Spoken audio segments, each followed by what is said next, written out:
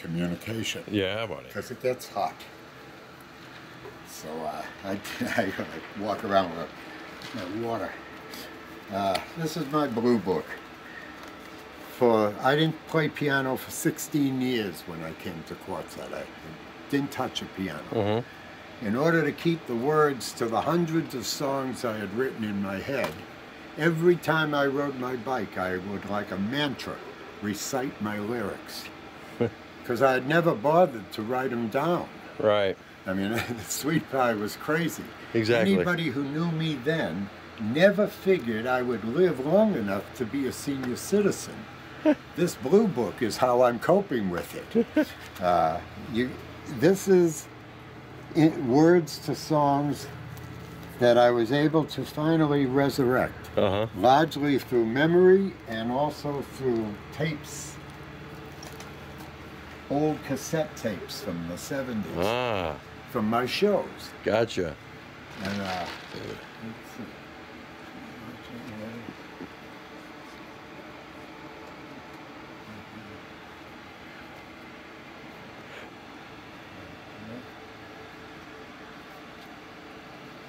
All right.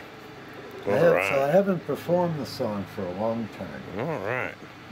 Before I do it, I'll tell you the one other story I started to talk about before you brought the camera out. One of the zeniths of my career were my shows in New York City.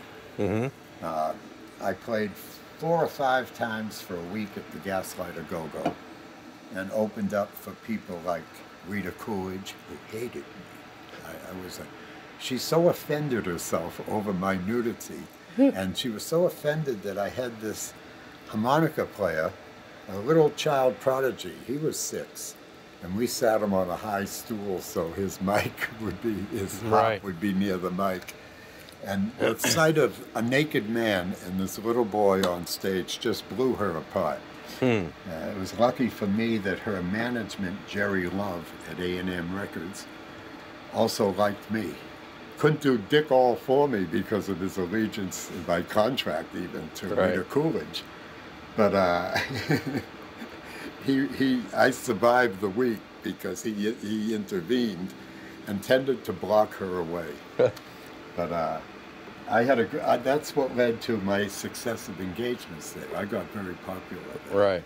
And then I played Dr. Generosity's on the Upper East Side, made a breakthrough, got out of the village and up to the Upper East Side, a room where light rock performers like Buzzy Linhart from the 70s used to play. And I wouldn't be surprised if musicians of the nature of Pearls Before Swine were there. But it was not a room for the music. Right. That was a little stage on the right-hand side of the bar, and on the left-hand side of the bar were the restrooms. And then there was a bar with bar stools running the width of the room. It was a long triangular room, and the bar was against the narrower back wall. One row seated and 5 rows standing behind the bar. Right. And then no room to push through other than the waitresses kept a little spot open. I had to throw up on stage. I was a drunk in those days. My contract read, a bottle of blank line will be supplied nightly at the piano. And I would write in, what was it? Oh my gosh, senior moment. It's been over 40 years since I drank. A Calvert. Smooth. Calvert, huh? Yeah, smooth. Calvert whiskey. And I would drink it in a beer mug with ice. And I'd drink it during my first hour of the bottle.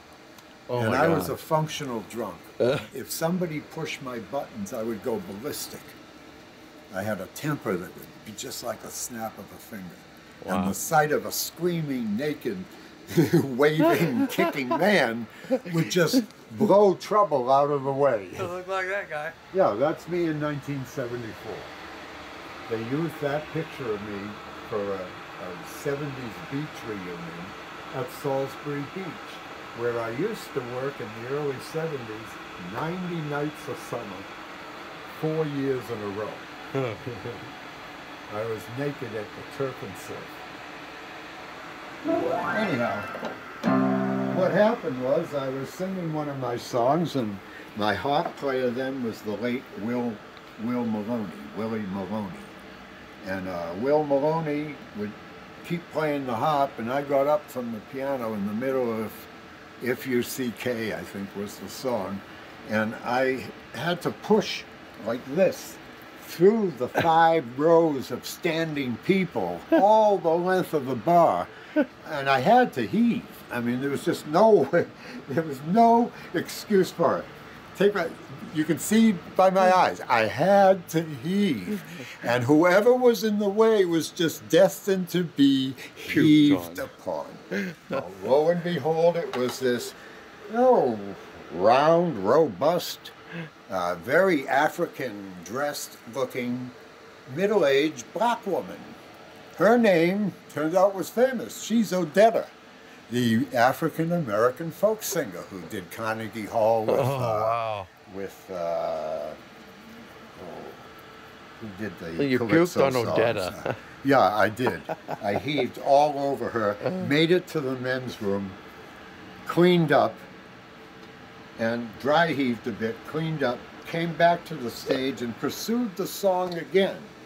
And the last thing I remember is my hand in the air, singing People If, and I blacked out. I was an alkie, but that was my first real blackout.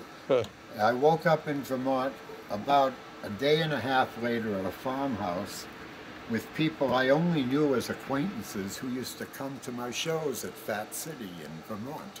Right. All the time. They were regulars, but I didn't really know them. And there I was, literally kept a prisoner in their house for 2 weeks while they dried me out. They did it in those days by putting a joint in my mouth. Oh. Every time I Well, that was pretty nice of them. well, nice of them. They told me I was the most incredibly lousy, absolute assaholic house guest they had ever had in their life. They couldn't imagine how mean and abusive I got. Wow. As they explained to me later.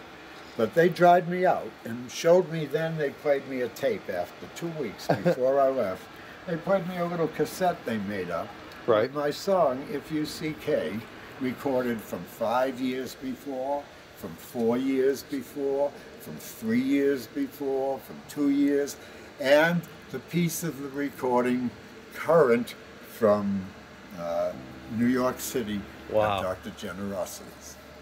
And you couldn't have convinced me any other way, because I always thought the booze is what gave me the freedom and the discovery, and I just had to feel a certain way to play what I was doing. Right. I was total prisoner of my own habits that totally encased me in only one way to perform. I was a drunk.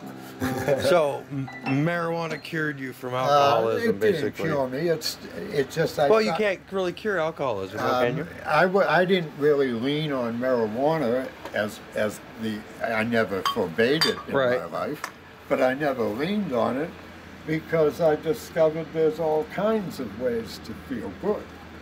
Meditation. Well, I wasn't meditative. I can't. Didn't you do yoga, right? I never did yoga. I learned a couple of yoga tricks from a yogi master who's able to stop the blood flow in part of his body, and that's why when he had a severed leg, he's still alive. Because they had triaged him as hopeless. This was in a highway accident in Canada. He was a student of the incredibly celebrated yogi who about 20, 25, 30, 35 years ago announced to the world at a given day at an absolutely noon, at the precise instant he would stop his heart and transcend to his next level. Wow. Which he did. This is this guy's master. Right. I learned from him when I met him because a wife back then was taking yoga lessons in Vermont at the Yogi Inn. And we would drive out together. I was more fascinated with this limping French Canadian than I was his whole in. Gotcha. Yoga was not my bag, but I wanted to know how to use the involuntary muscle system that would pump blood into my dick, so it would stand up on cue and drop when I wanted it to. He taught me. He also taught me how to stand on the tips of my 2 big toes, get proficient enough to have balance on the tip of one, jump up and down on them, and walk. He taught me the secret to every muscle lifting your body up. Wow. Every muscle goes into a lift mode, and you are pulled up onto your toes. Huh. If you relax in any way, relax those muscles, you will crush your toe down to its first knuckle anyhow, which is what toe dancers do. They have a bent toe in that padded shoe. Oh, okay. They're rarely on their tiptoe. But I used to do it barefoot on stage as part of Sweet Pie. Wow. I could not possibly do that now, not without supporting my weight with my Absolutely. hands. The measures we give away to age. That's what's wrong with the bottom half of my smile. Well, I got you. That ain't Coke. And that's not meth. I am not a meth mouth. Yeah. This is neglect. Absolute neglect. It took most of my lifetime. Alcoholism is probably not brushing your teeth after, just having a beer instead of brushing your teeth. The fact that there were teeth in my mouth with any conscious effort. I just totally ignored my mouth for so many years. And then I took care of the pain by removing all of them but one. I still have one good one that's still there. And I got a set of false ones for the last 30 years or so. But Sweet Pie is alive and well. What I'll do is I'll do a number I wrote back in